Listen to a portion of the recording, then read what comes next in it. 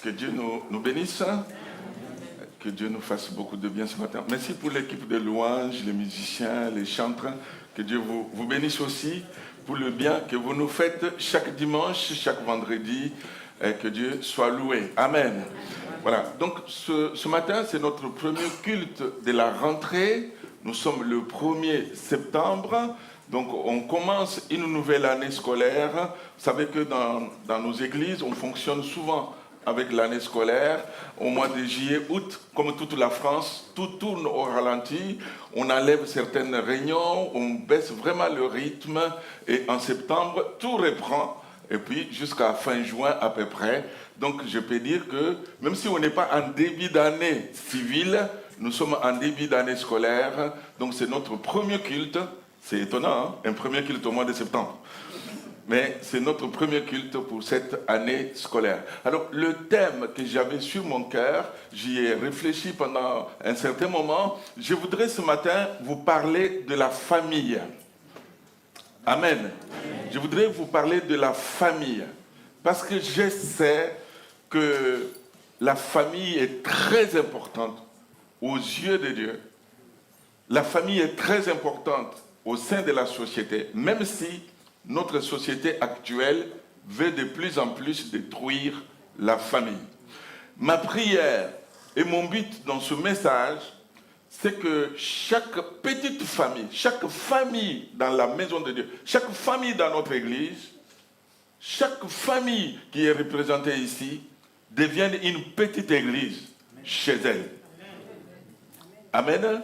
C'est ça mon but, c'est ça ce que je voudrais. C'est mon souhait, c'est ma prière. J'y reviendrai, nous y reviendrons encore plus. Nous voulons que chaque famille que nous sommes soit une église à part entière.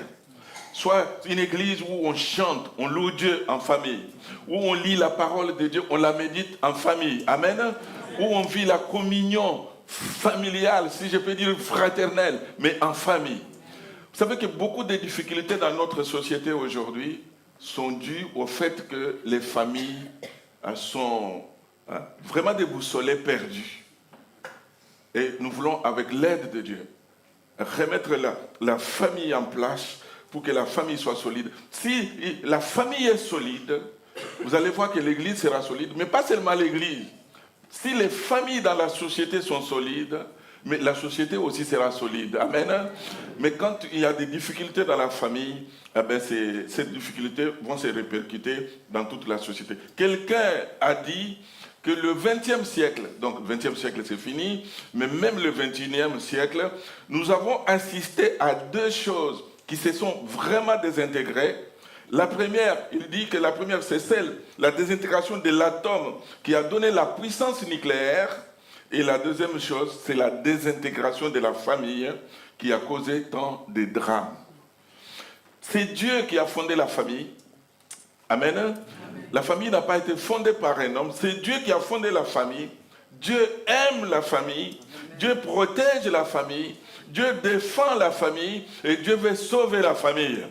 Vous n'avez qu'à, quand vous lisez la Bible, vous trouvez qu'il y a beaucoup d'exemples où Dieu montre vraiment qu'il aime la famille. Quand il sauve Noé, il ne nous dit pas seul Noé entre dans l'arche, mais il dit, mais toi, ta femme, tes garçons, tes belles-filles entrent dans l'arche. Pourquoi? Parce qu'il voulait sauver toute sa famille. Quand il appelle Abraham, il lui dit, mais toutes les familles de la terre seront bénies en toi. Donc Dieu veut bénir toutes les familles. Les geôliers de Philippe, il dit, mais Seigneur, que faut-il que je fasse pour être sauvé? Paul et Silas lui disent, mais crois au Seigneur Jésus-Christ, tu seras sauvé toi et ta famille. Dieu veut sauver nos familles, alléluia. Dieu veut sauver ta famille, mais Dieu veut que ta famille soit une petite église. Amen. Donc ce soir, pourquoi ce soir? Ce matin, je voudrais qu'on prenne conscience que chacun est pasteur aussi chez soi. Amen. Tu seras un pasteur. Tu vas prêcher. Allez, prends ta femme, prends tes enfants. Dis, allez, assis devant. Je prêche maintenant. Je prêche. Donc, Et dans l'Ancienne Alliance, c'était comme ça. Vous lisez Job, vous lisez tous les anciens patriarches, c'était comme ça. Ils passaient du temps à offrir le sacrifice à Dieu pour leurs membres de famille. Il y a un chiffre qui est étonnant. Quand vous lisez, quand vous comptez, dans la semaine, on a combien de jours? 7 jours. Et un jour a combien d'heures? 24 heures. Si vous prenez 7 multiplié par 24 sur 7 jours, ça fait combien? 168 heures. Ça fait 168 heures. J'ai fait les calculs à la maison pour vous. Ça fait 168 heures. Alors, regardez. Dans les 168, nous passons 40 heures plus le temps de travail pour aller au travail, mais tout cela ne constitue que 24%. Nous passons 20 heures au dehors pour d'autres différentes activités et cela constitue 12% de notre temps. Nous passons à peu près 5 heures à l'église et ça ne représente que 3%. Il reste donc 103 heures, soit 61% de temps que nous passons en famille. Amen. Donc si vous comptez dans le nombre d'années que vous passerez sur la terre, vous allez voir que beaucoup de notre temps, nous les passons en famille. Un enfant, par exemple, il passera 1% de son temps à l'école du dimanche, il passera 16% à l'école publique et 83% dans sa famille. Nous avons besoin d'avoir des familles d'aplomb, des familles solides. Amen. Nous avons besoin de familles vraiment qui s'entretiennent dans les choses spirituelles. Que Dieu nous fasse grâce.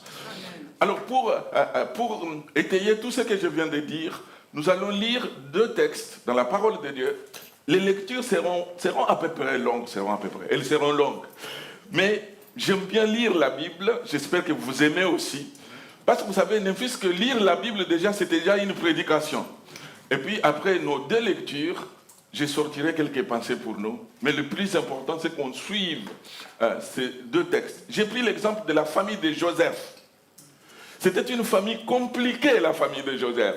On commencera notre lecture au chapitre 37. On va lire tous les chapitres 37. Et puis on ira au chapitre 50. À partir du verset 15, nous lirons quelques versets aussi. Et ma prière, mon souhait, c'est que si votre famille est comme celle de Joseph, vous allez voir comment était la famille de Joseph. Si vous connaissez la Bible, vous savez déjà comment était sa famille. Mais nous avons vu à la fin, au chapitre 50, que c'était une famille soudée. C'était une famille unie. C'était une famille qui louait et qui glorifiait Dieu. Amen. Et c'est notre souhait et c'est notre prière. On va passer maintenant à la lecture. Genèse, chapitre 37. On va lire à partir du premier verset. Genèse 37, à partir du premier verset, il est dit « Jacob demeura dans le pays de Canaan, où avait séjourné son père. Voici la postérité de Jacob. Joseph, âgé de 17 ans, faisait paître les troupeaux avec ses frères, donc ils sont en famille. Et cet enfant était auprès des fils de Bila et des fils de Zilpa, femme de son père. Et Joseph rapportait à leur père leurs mauvais propos. » Ça, c'est la famille de Joseph, ça. Verset 3. Israël, donc le papa, ou Jacob, aimait Joseph. Voyez-vous sa famille? Aimait Joseph plus que tous ses autres fils, parce qu'il l'avait eu dans sa vieillesse, et il lui fit une tunique de plusieurs couleurs. Ses frères virent que leur père l'aimait plus que tous. Ils le prirent à haine. Ils ne pouvaient lui parler avec amitié. Joseph eut un songe et il le raconta à ses frères, qui le haïrent encore davantage. Il leur dit, écoutez donc ces songes que j'ai eus. Nous étions à lier des gerbes au milieu des champs, et voici ma gerbe s'éleva et s'étint debout, et vos gerbes l'entourèrent et se prosternèrent devant elle. Retenez bien ça. Ses frères lui dirent, est-ce que tu régneras sur nous? Est-ce que tu nous gouverneras? Et ils le haïrent encore davantage à cause de ses songes et à cause de ses paroles. Il y eut encore un deuxième songe. Et il le raconta encore à ses frères. Joseph, tu exagères quand même. Et il dit, j'ai eu encore un songe. Et voici le soleil, la lune et 11 étoiles se prosterner devant moi. Il le raconta à son père et à ses frères. Son père le réprimanda et lui dit, que signifient ces songes que tu as eus? Faut-il que nous venions, moi, ton père, ta mère et tes frères nous prosterner à terre devant toi. Ses frères eurent de l'envie contre lui, mais son père garda le souvenir de ces choses. Les frères de Joseph, étant allés à Sichem pour faire paître les troupeaux de leur père, Israël dit à Joseph, tes frères ne font-ils pas paître les troupeaux à Sichem? Viens, je vais t'envoyer vers eux. Et il répondit, me voici. Israël lui dit, va, je te prie, et voici tes frères sont en bonne santé, et si le troupeau est en bon état, et tu m'en rapporteras des nouvelles. Il envoya ainsi de la vallée d'Hébron, et Joseph alla à Sichem. Un homme le rencontra comme il errait dans les champs. Il le questionna en disant, que cherches-tu? Joseph répondit, je cherche mes frères. Dis-moi, je te prie, où ils font paître leurs troupeaux. Et l'homme lui dit, ils sont partis d'ici, car je les ai entendus dire, allons à Dothan. Joseph alla après ses frères, et il les trouva à Dothan. Ils les virent de loin. Vous êtes avec moi là? Vous suivez avec moi? Ils les virent de loin. Et avant qu'ils ne soient près d'eux, ils complotèrent de le faire mourir. C'est leurs propres frères. Hein? C'est ça la famille de Joseph. Ils se dirent l'un à l'autre, voici le faiseur des songes qui arrive. Venez maintenant, tuons-le et jetons-le dans une des citernes. Nous dirons à notre père qu'une bête féroce l'a dévoré et nous verrons ce que deviendront ces songes. Ruben entendit cela. Dieu est bon. Ruben entendit cela et il le délivra de leurs mains. Il dit, ne lui ôtons pas la vie. Ruben leur dit, ne répandez point de sang, jetez-le dans cette citerne qui est au désert et ne mettez pas la main sur lui. Il avait 2 saints, donc il avait le plan de le délivrer de leurs mains pour le faire retourner vers son père.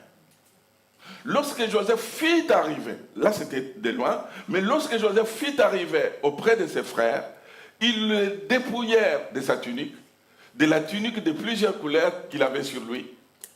Ils le prirent et le jetèrent dans la citerne, comme Ruben avait dit, et cette citerne était vide, il n'y avait point d'eau. Ils s'assirent ensuite pour manger, ayant levé les yeux, ils virent une caravane d'Ismaélites venant de Galade.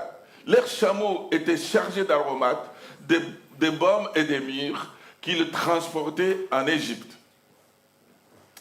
Alors Judas, ce n'est plus Ruben, c'est Judas maintenant, dit à ses frères, que gagnerons-nous à tuer notre frère et à cacher son sang?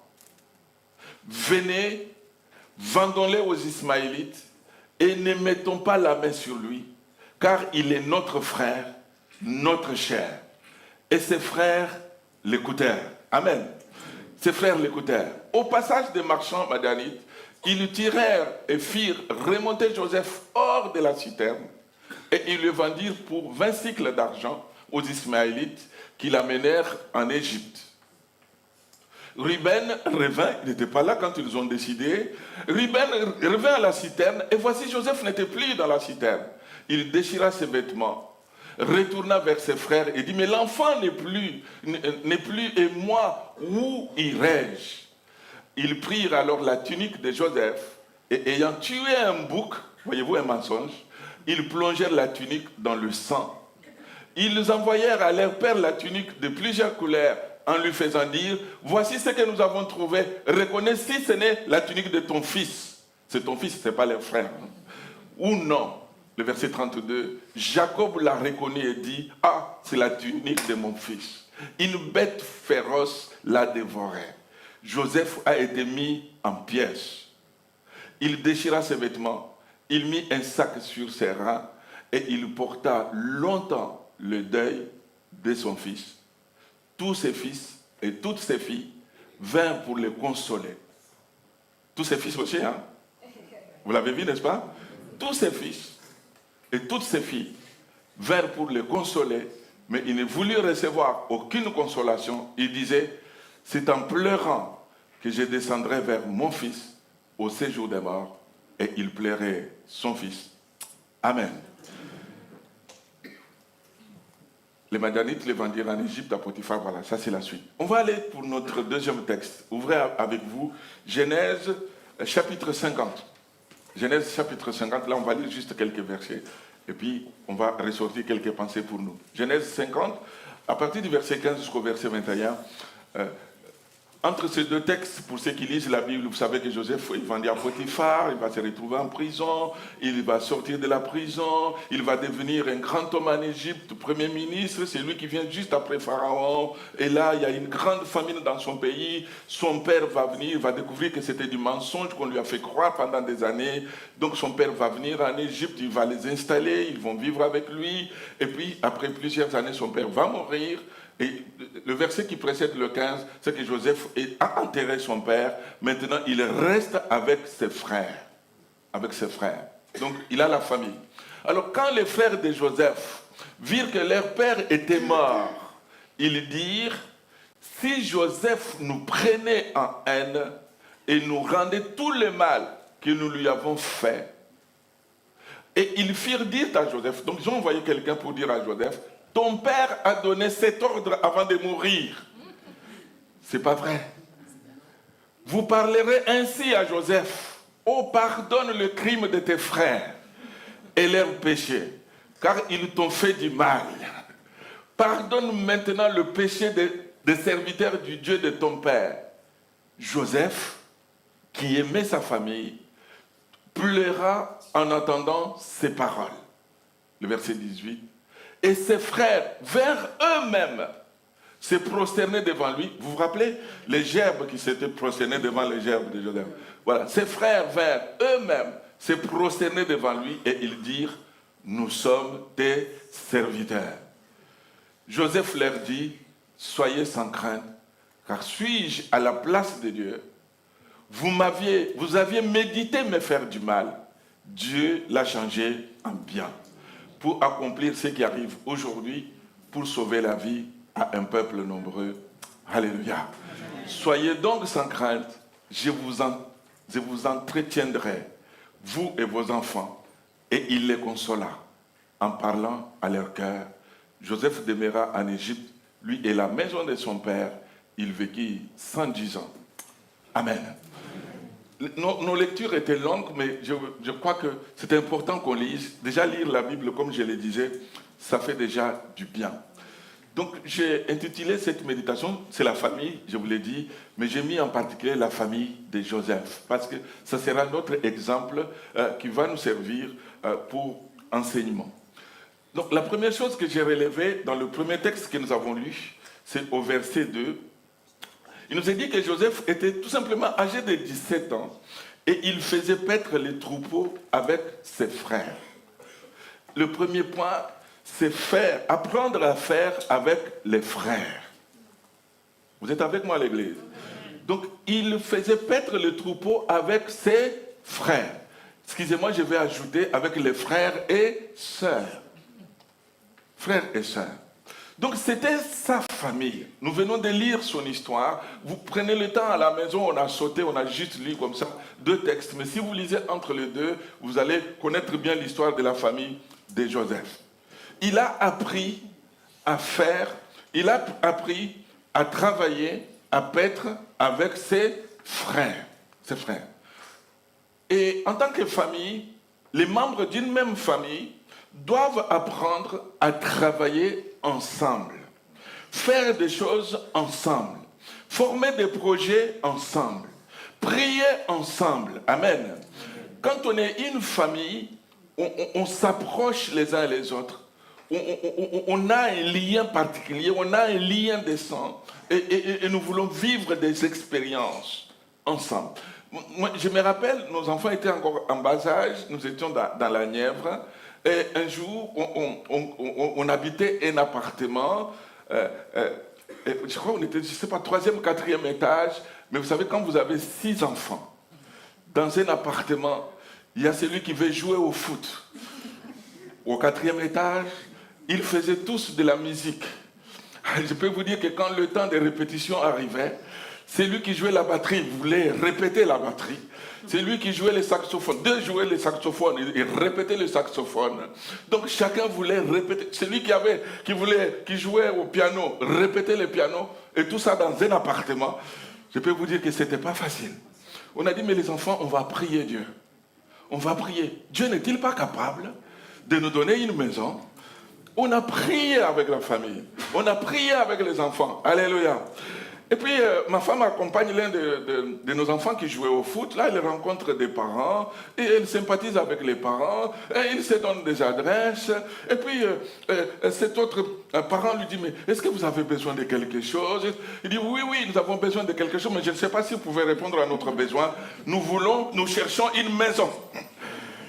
Nous voulons une maison à louer. Et ce parent lui dit, mais ça tombe bien, parce qu'avec mon mari, on a un projet pour acheter une maison, mais on ne sait pas si la banque va nous suivre. Et puis ma femme prend le courage et dit, mais tu sais, nous sommes des chrétiens. On va prier pour vous. Vous allez voir, la banque va vous suivre. Et cette femme rentre chez elle, je donne le contact à ma femme, elle rentre chez elle, elle en parle avec son mari. Elle dit, le premier obstacle, c'était qu'elle convainque son mari déjà qu'ils vont acheter une maison pour nous la louer. Donc elle arrive, elle parle à son mari est d'accord, elle appelle ma femme, elle lui dit, mais j'ai parlé à mon mari, il est d'accord. Maintenant, il faut prier pour la banque. On a prié avec les enfants. Et puis quelques temps plus tard, cette femme nous dit, la banque a accepté, nous avons trouvé la maison, ils ont acheté une maison exprès pour nous. Amen.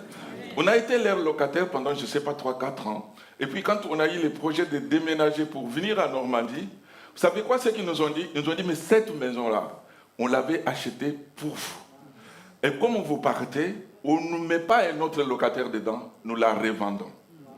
Et ils ont revendu la maison. Amen. C'est une expérience qui nous a marqués tous. Mais parce que nous avons prié. Nous, on donne ce témoignage, mais chacun de nos enfants peut donner ce témoignage. Parce qu'il a prié aussi.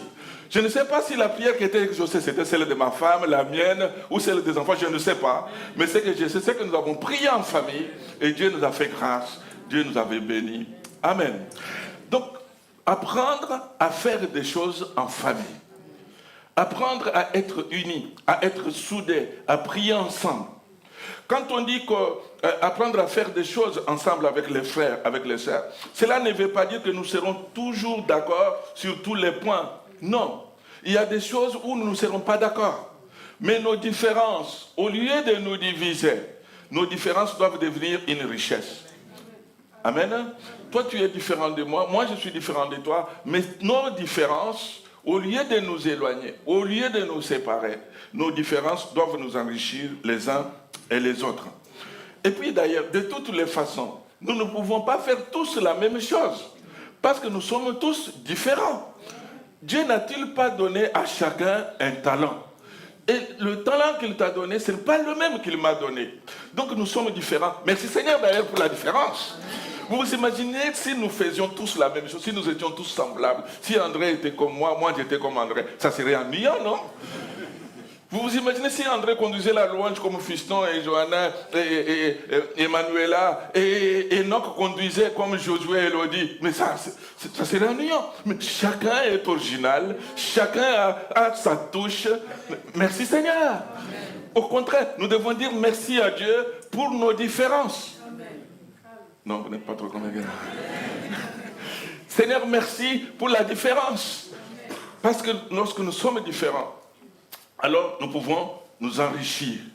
Il n'y a que lorsque dans notre cœur, il y a des choses négatives qui s'entretiennent, on va voir la différence comme une menace. On va voir la différence d'une manière négative. Mais moi je crois que même ce qu'on pense être négatif, on peut en tirer du bien. Je me rappelle un jour dans une église où je voulais faire venir l'école biblique, l'ITB, que vous connaissez. Et puis là, je suis dans les conseils avec le conseil, c'est pas Marom. Je suis dans les conseils avec les frères et les sœurs du conseil. Je dis, voilà, j'ai un projet, j'ai à cœur de faire venir l'ITB. Je ne sais pas comment on va faire pour les héberger, pour ceci, pour cela. Et puis il y a un frère qui dit, non, moi je ne suis pas d'accord. Et puis j'ouvre mes yeux, je regarde, alors il explique Pourquoi il n'était pas d'accord? À cause des difficultés de ceci, à cause des difficultés de cela, à cause des difficultés. Donc lui, il n'a montré que le tableau négatif. Mais ce tableau négatif nous a aidés parce qu'on a pris en compte ce qu'il a dit. Et quand l'ITB est venu plus tard, l'accueil était bon parce qu'on avait tenu compte des choses négatives que le frère avait données. Amen. Donc, apprendre à servir avec les frères. Hier, nous étions ici, nous avons travaillé au nettoyage. Je crois que vous sentez, ça sent bon la salle. Hein? On a travaillé, mais on a appris, on apprend à travailler avec les frères, avec les sœurs. Parce que l'Église, c'est aussi la famille de Dieu. Amen. Si vous avez tendance à être seul dans votre coin, vous savez ce qu'on appelle cancer. Cancer, c'est une cellule qui s'isole des autres, qui n'est plus en communication avec d'autres. C'est ça le cancer. Et là, ça fait du mal. Dieu veut que son Église, qui est le corps du Christ, soit un corps uni, que l'Église soit ensemble, que nous puissions travailler avec les frères et sœurs. Amen. L'Église appartient à Dieu. La Bible que nous lisons, ce n'est pas mon livre. La Bible appartient à Dieu. Les croyants qui sont là appartiennent à Dieu. Il n'y a rien qui m'appartient moi. Des fois, on bataille pour des choses. Mon Dieu, il n'y a rien qui nous appartient. Ce n'est pas mon église. C'est l'église du Seigneur Jésus-Christ. Tout à l'heure, quand on priait pour ce culte avec l'équipe d'intercession, il y a un don qui est sorti là. Mais, vous savez, ce matin, nous n'allons pas prier seulement pour notre église de Maroc. Nous allons prier pour toutes les églises de la région, mais pour toutes les églises de la France. Et nous voulons prier pour ça. L'église est plus que jamais combattue. Vous avez entendu des choses, vous avez vu des choses par rapport au Jésus olympique, tout ça, vous en avez parlé, vous avez commenté, ça a été dit dans les radios, dans les choses.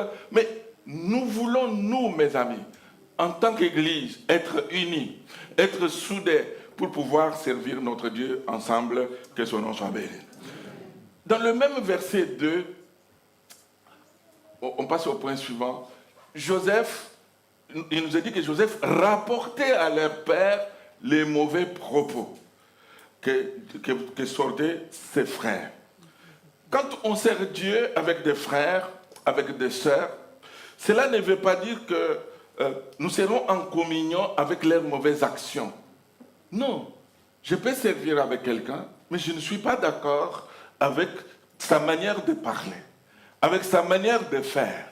Et peut-être en priant, en servant ensemble, Dieu peut ouvrir ses yeux, Dieu peut ouvrir ses oreilles, Dieu peut l'éclairer et la personne peut changer. Merci Seigneur. Tandis que si je m'éloigne, si je critique, ça va bloquer la personne. Ça va refroidir la personne. Donc nous avons besoin non seulement de travailler avec frères et sœurs, mais de nous supporter les uns les autres. De comprendre qu'il y a des moments où on est faible. Qui n'a jamais été faible ici, qui lève la main? Je voudrais que l'église l'applaudisse ce matin. Alors, le plus fort. J'ai vu Tony lever la main au fond. Non, il l'a fait pour plaisanter. Il est fait pour plaisanter. Manon le regarde, vous amenez chez Tony. En plus, je le connais. Je le connais. Non. Il nous arrive tous de passer par des hauts. Merci Seigneur pour nos hauts. Mais on a souvent des bas. Même le bas, plus bas que le bas. Et des fois, on touche les fonds. Ce n'est pas parce que je vous prête, ce n'est pas parce que je suis pasteur que vous croirez que je suis le plus fort. Loin de là, mes amis. Nous sommes tous pareils, logés tous à la même enseigne. Et nous avons besoin de compatir. Cela ne veut pas dire que nous allons participer au péché de l'autre. Ce n'est pas ça que je vais dire. Non, on ne participe pas au péché. Non, on ne supporte pas le péché. Jésus n'est pas d'accord avec le péché. Et pourtant, il nous a aimés. Vous êtes des êtres pécheurs ou pas? Ah bon, non. Bon. Donc, voyez-vous, ils avaient des paroles. Donc, les frères de Joseph disaient des mots qui ne sont pas bons. Les frères de Joseph avaient des paroles négatives, avaient des critiques, avaient des mots qui n'étaient pas à la gloire de Dieu.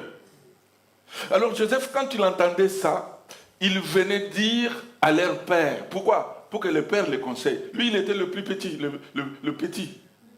Donc, il disait à leur père, Et vous savez, nous aussi, quand les frères disent des paroles, quand les sœurs disent des paroles, nous devons les dire à notre Père. Amen. Amen. Ne les dis pas à l'autre chrétien. Dis-les à ton Père qui est au ciel, qui est capable de changer les paroles qui sortent de la bouche.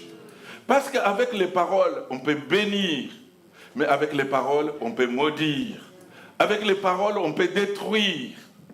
La Bible ne dit-elle pas, dans Proverbes, chapitre 18, verset 21, « La mort et la vie sont au pouvoir de la langue. » Sont au pouvoir de la langue. Quiconque l'aime en mangera les fruits.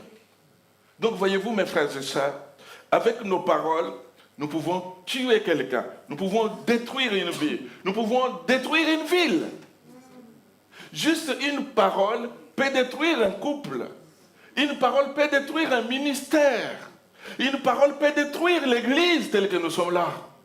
Une parole mal dite, une parole mal placée peut faire beaucoup de mal. Alors ce matin, que le Seigneur nous fasse grâce pour que nos paroles soient des paroles de grâce, soient des paroles de bénédiction, soient des paroles qui rafraîchissent, qui restaurent, qui relèvent, qui encouragent, mes amis. Amen. Dis à ton voisin, fais attention à tes paroles. Dis-lui comme ça, fais attention à tes paroles.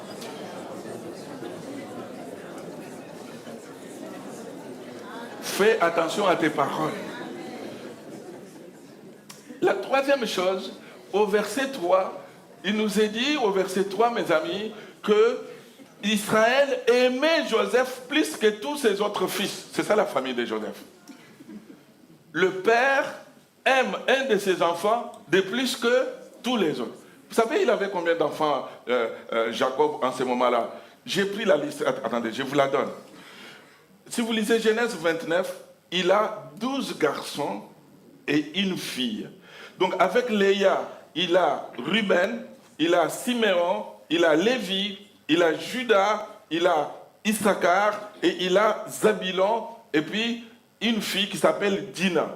Avec la servante de Léa qui s'appelle Zilpa, Jacob avec Gad et Aser. Avec la servante de Rachel, donc qui s'appelle Bila, il a eu Dan et Nephtali. Et avec Rachel, il a Joseph et Benjamin. Donc il a 12 garçons et une fille. Mais voilà, il aime un seul garçon. La Bible nous dit parce qu'il l'a vieilli en âge avancé, dans son vieil âge. C'est ça la raison. Ça peut se comprendre. Hein? N'est-ce pas? Mais est-ce que c'est bon? Il est dit, Jacob, Israël aimait Joseph plus que tous ses autres fils. Est-ce que c'est bien d'aimer un des enfants plus que tous les autres? Non. Vous savez, c'est facile de dire non, mais c'est tellement compliqué dans la pratique. Quand celui-ci, dès qu'on l'envoie quelque part, il est toujours... Tandis que l'autre, à peine on a dit, il est parti. Ça peut incliner le cœur. Que Dieu nous fasse grâce pour que nous ne puissions pas aimer une partie de nos enfants, mais que nous puissions aimer tous nos enfants de la même manière. Amen. Amen. Non pas en regardant qui est intelligent, non pas en regardant qui est le plus beau, non pas en regardant qui est le plus compétent. Non, nous voulons aimer nos enfants avec le même amour. Mais vous savez pourquoi Jacob aime de cette manière-là? Vous savez, Jacob, c'est le fils d'Isaac. Quand il est né, ils sont jumeaux avec son frère Ésaü. Chez leur papa, Isaac et Rebecca, la Bible nous dit que Jacob, lui, donc le père de Joseph, était beaucoup aimé par sa mère. Et son frère Ésaü était aimé par son père.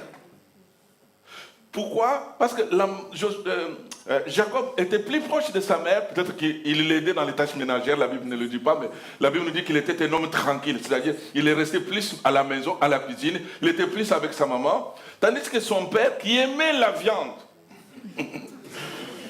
Ésaü était un chasseur, donc il lui ramenait la viande à la maison. Donc son père aimait plus Ésaü, et elle aimait plus Jacob. Voyez-vous, dans nos vies, mes amis, on est souvent influencé par notre héritage, par ce que nous avons reçu de nos parents. Quand vous lisez la Bible, vous allez voir que ces scènes-là se reproduisent souvent. Vous lisez dans Genèse 13, vous voyez quand Abraham descend en Égypte. Avant d'arriver en Égypte, il dit à sa femme, Sarai, quand on va descendre en Égypte, dis s'il te plaît que tu es ma soeur. Ne dis pas que tu es ma femme. Parce que là-bas, les gens ne connaissent pas Dieu, ils vont me tuer et puis ils vont te prendre. Ça, nous sommes dans Genèse 13. Isaac, leur fils, n'est pas encore né. Mais vous lisez plus loin, dans Genèse, je crois, 21 ou 22, Isaac est né, sa maman est déjà décédée, mais il n'était pas là quand son père avait dit à sa maman de mentir, mais Isaac va dire à sa propre femme, quand il se retrouve chez le roi, je ne me rappelle plus le nom du roi, mais il se retrouve en train d'entrer dans un territoire. Isaac va reproduire pareil la même chose. Il va dire à sa femme Sarah, non, à sa femme Rebecca, dis plutôt que tu es ma soeur. Parce que là-bas, les gens ne connaissent pas Dieu. Ils risquent de me tuer. Voyez-vous, Isaac a exactement reproduit ce que son père avait fait, ce que son père avait dit. Vous savez, il y a certaines choses qu'on va reproduire machinalement, automatiquement, parce que c'est comme ça. C'est comme ça, mes amis. Donc, nous avons besoin que le Seigneur coupe ces liens-là, qu'on ne reproduise pas ce que nous avons hérité de nos pères. Il y a des choses que nous avons héritées, mais qui doivent être coupées pour que nous soyons des hommes et des femmes libres. Gloire au Seigneur. Amen. Donc, Dieu ne fait pas de favoritisme. Dieu nous traite tous de la même manière. Alors, Dieu veut que dans notre famille, nous puissions traiter tous les nôtres de la même manière. Amen. Dis encore au voisin qui a des enfants, dis-lui, traite tes enfants de la même manière. Traite tes enfants de la même manière. Dis-lui encore, le plus intelligent et le moins intelligent, traite-les de la même manière. Amen. Le point suivant, le quatrième point, c'est, on l'a lu tout à l'heure, Joseph a un songe. Il le raconte à ses frères, à ses parents. Hop. Ils ont de la haine contre lui. Mais voilà que Joseph, il reçoit un deuxième songe. Au lieu de se taire, il le raconte quand même encore à ses frères et à ses parents. Quand je lis ça, ça m'a cassé un peu. Mais Joseph, t'exagères. Amen. Je voudrais dire à l'église, te dire, mon frère, ma soeur, vous savez, ce n'est pas un péché où tu es comme obligé de tout dire à ceux qui vivent avec toi. Tu n'es pas obligé en fait. Regarde, tu as dit la première chose aux gens, tu les regardes, tu vois qu'ils sont mécontents. Mais pourquoi tu continues de parler? Hein? Tu leur as dit, tu vois qu'ils ne sont pas contents, mais tu continues quand même. Mais écoute-moi bien, hein, je vais te dire, mais pourquoi? Tu n'es pas obligé de partager les projets que Dieu a déposés sur ton cœur avec tous ceux qui vivent avec toi. Vous savez, il y a certaines choses que Dieu nous donne à nous. Ce sont des choses qu'il m'a données. Des fois que je partage avec personne, même pas avec mon épouse, parce que ça m'appartient. Ça viendra, je le dirai à mon épouse en son temps, mais parce que c'est entre moi et Dieu, ça reste entre moi et Dieu. Amen. Amen. Il y a des choses, mes amis, nous ne sommes pas obligés de partager. Mais Joseph va partager. Il partage, et plus il partage, plus ses frères le prennent en haine, plus ils veulent lui faire du mal. Il y a des gens, je dirais, je ne sais pas si c'est une maladie, ils ont du mal à fermer la bouche. Ils ont du mal à garder le calme. Il faut que ça sorte pour qu'ils se sentent libérés. Je crois que je vais vous donner le témoignage ici. Allez, est-ce qu'il faut le dire comme ça? D'un ami à nous, en plus il est dans le ministère, il me dit, on devait aller chez eux, il me dit, je lui dis, on vient de quitter la maison, on arrive chez toi dans 2 heures. Il me dit, mais tu sais, j'ai une surprise pour toi. J'ai dit, je me réjouis pour la surprise. Alors il raccroche. Et puis 30 minutes, mais même pas 30 minutes, il me rappelle encore. Vous êtes à quel niveau là? Je dis, mais on avance, on arrive. Il dit, je t'ai dit que j'ai une surprise pour toi, n'est-ce pas? Il dit, oui, tu m'as dit que tu as une surprise pour moi. Il raccroche. 15 minutes plus tard, il rappelle. Vous n'êtes pas toujours arrivé? Il dit, non, on est encore sur la route. Je t'ai dit que j'ai une surprise pour toi, n'est-ce pas? J'ai dit, oui, tu m'as dit que tu as une surprise. Vous savez, il a fini par me dire la surprise, alors qu'on n'était pas encore arrivé chez lui. Il a fini par me dire, mais la surprise, c'est telle chose. J'ai dit, ah bon, j'ai compris. Non, c'était tellement fort qu'il ne pouvait pas garder ça. Il y a des choses dont on doit apprendre à garder entre nous et Dieu. Amen. Entre nous et Dieu. Mais voilà que lui, il a dit, ses frères l'ont pris en haine. Le frère, il cherche qu'une occasion pour l'éliminer, pour les tuer, pour les faire mourir. Mais voilà que son père, et le point suivant, j'ai dit, il faut toujours se méfier des décisions non réfléchies, mes amis. Avant de prendre une décision, il faut tourner 7 fois notre langue, il faut réfléchir, il faut mûrir la chose, il faut se tenir devant Dieu. Des fois, on décide vite, mais on décide mal. Le père de Joseph, donc Jacob, à partir du verset 12 de notre texte, il va dire à son fils, il sait bien que ses frères cherchent à lui faire du mal, il le sait. Mais il dit à son fils, regarde, tes frères sont allés paître le troupeau à Sichem, va, tu vas prendre des nouvelles et tu reviens. Lui pensait que Joseph allait partir et revenir. Mais à cause de ses mauvais choix, Joseph est allé, mais Joseph n'est plus jamais revenu.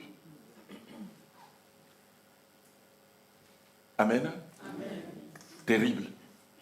Terrible. Terrible. Terrible. Et Joseph va accepter d'aller vers ses frères. Il ne trouve pas ses frères. Il rencontre quelqu'un qui le trouve là, et puis il demande à la personne, vous n'avez pas vu mes frères? Ce sont ses frères, c'est sa famille. Il dit non, je les ai entendus dire qu'ils sont partis à Dothan. Joseph va à Dothan.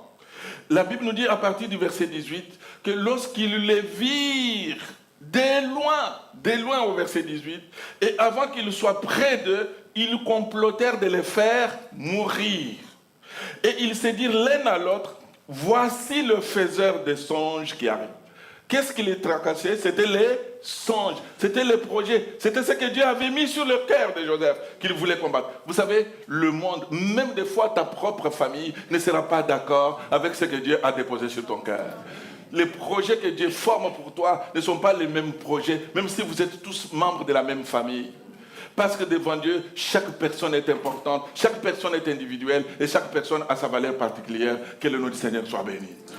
Donc, il se dit l'un à l'autre, voici le faiseur des songes qui arrive.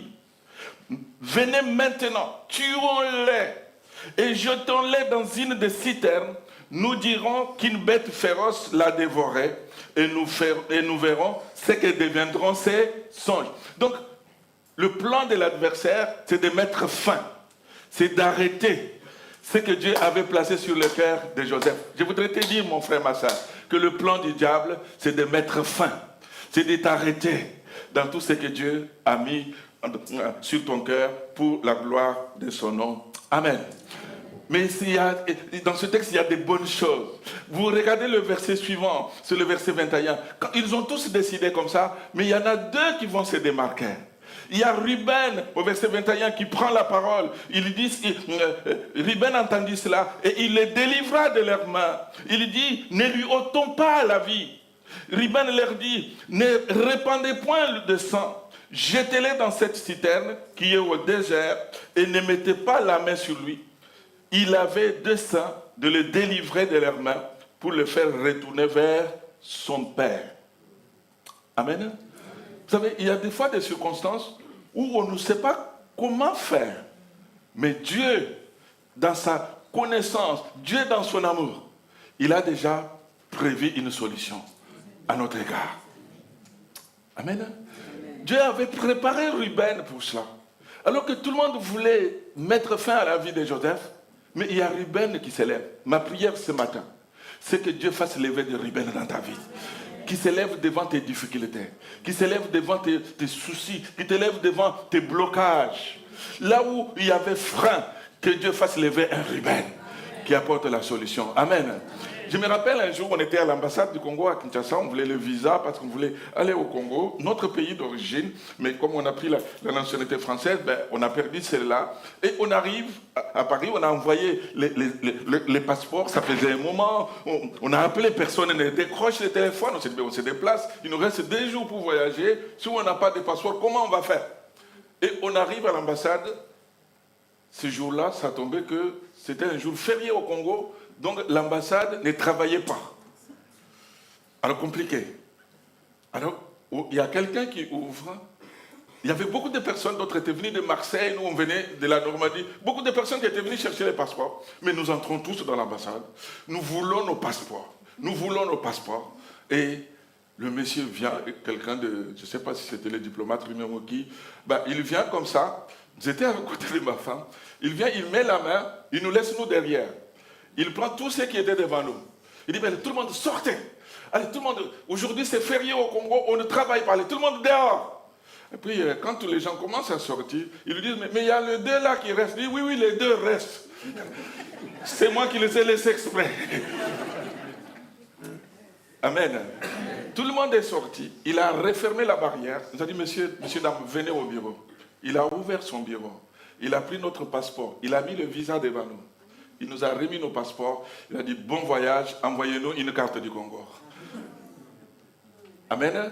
Alors que tous les autres qui étaient venus de Marseille, Paris, sont rentrés. Donc Dieu avait suscité un Ruben pour pouvoir nous aider. Dieu n'a-t-il pas à Moïse, j'enverrai devant toi un ange pour te secourir. Il y a des circonstances des fois qui nous dépassent. On ne sait pas comment on va faire, mais notre Dieu enverra devant toi un ange qui pourra te secourir. Amen. Et ils avaient prévu de le faire périr, mais Dieu a suscité Ruben. Donc, ils vont accepter ce que Ruben propose. Ils vont prendre Joseph, ils vont le jeter dans la citerne. Alors, Ruben, c'est le fils aîné, donc c'est leur grand frère. Alors, quand il reste, je ne sais pas, la Bible ne nous montre pas où était Ruben, il n'était pas là. Donc, il reste, il voit qu'il y a des marchands madianites qui passent. Ils délibèrent entre eux, ceux qui sont restés. Ruben n'est pas là. Ils disent, mais au lieu de le garder dans la citerne, mieux vaut qu'on les sorte de là, qu'on les vende aux Madianites. Amen. C'est vrai que Ruben voulait faire du bien à Joseph. Ruben voulait que Joseph soit épargné, qu'il ne soit pas tué. Mais Ruben voulait retourner Joseph à son père. On l'a lu, n'est-ce pas? Mais le plan de Dieu, ce n'était pas que Joseph retourne à son père. Parce qu'il était retourné à son père, comment il allait descendre en Égypte? Amen. Mais il y a des fois des choses qui nous arrivent, on ne comprend pas trop. Mais pourquoi tous les vents sont contraires? C'est des fois dans le plan de Dieu, il permet certaines choses. Amen. Donc Dieu a permis que Ruben se déplace. Dieu était en œuvre en ce moment-là. Il se déplace, il n'est pas là. Les restes prennent Joseph, ils le vendent et Joseph descend en Égypte. Juste un laps de temps. Dieu était à l'œuvre. Dieu était à l'œuvre. Alléluia. Non seulement il a suscité Ruben, il a suscité Judas pour accomplir ses plans et ses projets. C'est ainsi que Joseph va se retrouver en Égypte. On connaît la suite. Il sera vendu chez Potiphar. Madame Potiphar va dire couche avec moi. Joseph va refuser parce qu'il a la crainte de Dieu. Joseph, cette femme va dire à son mari, mais regarde, Joseph voulait coucher avec moi. Et le mari va se mettre en colère. Joseph sera arrêté. Il sera jeté en prison. Et de la prison, il va interpréter les songes des ouvriers, des serviteurs de Pharaon qui étaient avec lui dans la même prison. Lorsqu'ils vont sortir, ils vont donner l'information à Pharaon. Pharaon lui-même a eu son propre songe, il ne le comprenait pas. Et là, un des ouvriers qui était avec Joseph en prison va dire à Pharaon, mais quand j'étais en prison, il y avait un homme qui avait expliqué mon songe. Si le Pharaon le fait venir, cet homme va aussi expliquer son songe. Alléluia. Vous avez vu toute la famille de Joseph, comment elle a été déchirée. Comment la famille de Joseph voulait même les tuer. Peut-être que dans ta famille, il y a des choses difficiles, compliquées. Peut-être que les enfants ne s'entendent pas. Peut-être qu'avec les parents, ça ne se passe pas bien, le papa et la maman. Nous sommes dans un monde fragile, compliqué, dans le monde où vraiment on peut être bien aujourd'hui, ce soir tout bascule. Dans le monde où c'est séparé aujourd'hui, je n'ai pas pris les chiffres là, mais en France comme ailleurs, qu'il n'y a que des divorces, des séparations, tout ça, le diable veut détruire la famille. Comme était la famille de Joseph. Et quand son père va mourir, notre dernier texte nous montre que les frères et sœurs de Joseph se sont retrouvés. Ils avaient peur. Ils se sont dit, mais si on laisse la situation comme ça, Joseph va se venger. Nous voulions lui faire du mal, nous l'avons vendu. Mais c'est qu'ils ne savaient pas que même en le vendant, il lui faisait du bien. Parce qu'il le faisait entrer dans les plans de Dieu. Peut-être qu'à travers ce que tu passes, la Bible ne nous dit-elle pas que toute chose concourt au bien de ceux qui aiment Dieu. Amen. Toutes choses, mes amis. Oui, c'est facile de dire comme ça, mais il y a des choses où on n'aimerait pas qu'elles viennent. Aujourd'hui, on peut les dire pour Joseph parce qu'on voit le début, on voit la fin. Mais quand Joseph traversait tout ça, il ne le savait pas. Il ne le vivait pas. Donc, il ne savait pas. Donc, pour toi, peut-être tu ne sais pas comment serait la fin de l'histoire. Mais ce qui est vrai, c'est que Dieu est encore en train d'écrire avec toi ton histoire. Il a écrit l'histoire de Joseph et il est en train d'écrire ton histoire. Je ne voudrais pas que ce matin, ta famille soit divisée, que ta famille soit les uns en train de s'entre-déchirer avec les autres, mais que chaque famille de l'Église soit une famille unie, soit une famille soudée, que ta famille soit une petite église. Dis encore à ton voisin, dis-lui, ta famille doit être une église. Dis-lui un peu, ta famille doit être une église. Ta famille doit être une église. Alléluia. Alors, Joseph a encouragé ses frères. Je voudrais inviter les musiciens à revenir. Joseph a encouragé ses frères, il a encouragé sa famille. Il leur a dit, je vous en tiendrai, je serai avec vous, je ne vous ferai pas du mal. Donc, voyez-vous, la famille qui était divisée au début, la famille où on voulait s'entretuer, cette famille est unie à la fin. Cette famille est soudée à la fin. Joseph les a rassurés et ils étaient unis. Que le Seigneur nous aide.